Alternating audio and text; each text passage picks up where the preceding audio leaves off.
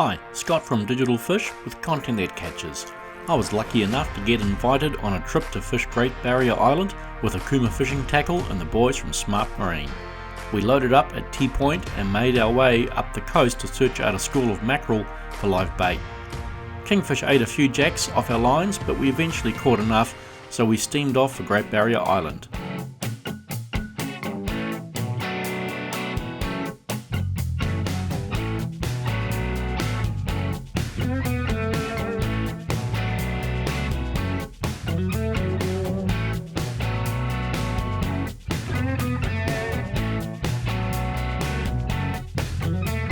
Skipper Jake Brebner of Thor Fishing Charters was taking us to a secret hapuka spot which could also turn up other species as well, like tiri-tiri and kingfish. We geared up with ledger rigs and some heavy lead to see what was home. The baits went in and then it was just a waiting game. Who was going to score first? Johnny Pearce set his hooks home first, and after lots of winding he pulled up a well-conditioned little hapuka pup, small but delicious. Chris Vindris started winching his rig for the surface. Although it didn't have the weight of a hapuka, it still turned out to be an edible species, a bright pink mau. Josh Schiffhorst gave the jigs a workout, and one by one the other lads started to get into the fish. Unfortunately, not everything from down deep is desirable, like this fish, Barry the Cooter. When you get up close, you quickly grow a respect for their dagger-like dental work. After a winding marathon to see what tasty delicacy I had hooked, Bonnie Dogfish reared its not-so-pretty head. Oh well, there's always the next drop.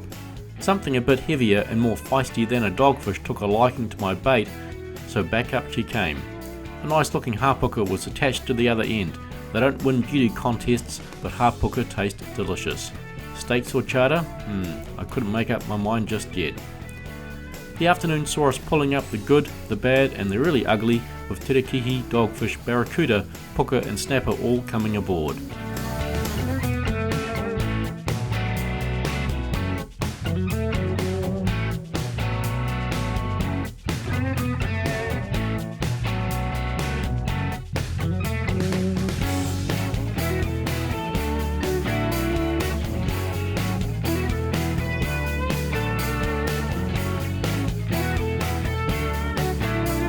The boys took a moment to rehydrate after all the action.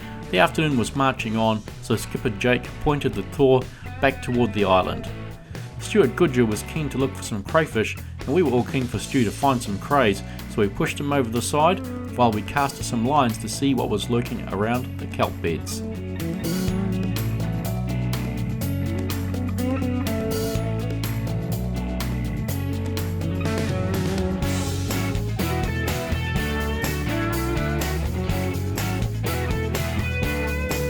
Stu had a couple of dives, but the crays were doing a good job of hiding. The fishing was far from over though, as Jake was going to get us into a dusk time strayline session a few clicks away. Jake explained that reef fishing is heavily dependent on the tidal influences. Some reefs do better a few hours after high, others closer to the low tide. Johnny scored small. Then something big and red grabbed a bloody KAHAWAI head we'd set up on a double hook rig. Chris looked like he was attached to a big bad barrier snapper, but sadly it was short-lived. KAHAWAI, TREVALLY, snapper and a mako shark all made appearances in amongst the catch as the sun slowly dropped behind the hills. There was certainly no shortage of rod-bending action, and lucky Johnny managed to snag himself a solid snapper down the Burley Trail.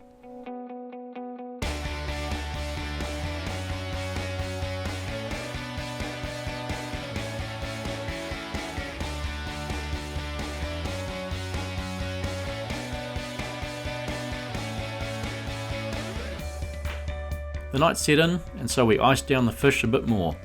The Smart Marine boys are actually quite safety minded, especially when it comes to rehydration after hot fishing in the burning sun. A barbecue with brews finished off the day nicely, and there was still another day of fishing to come. This is Scott from Digital Fish with content that catches.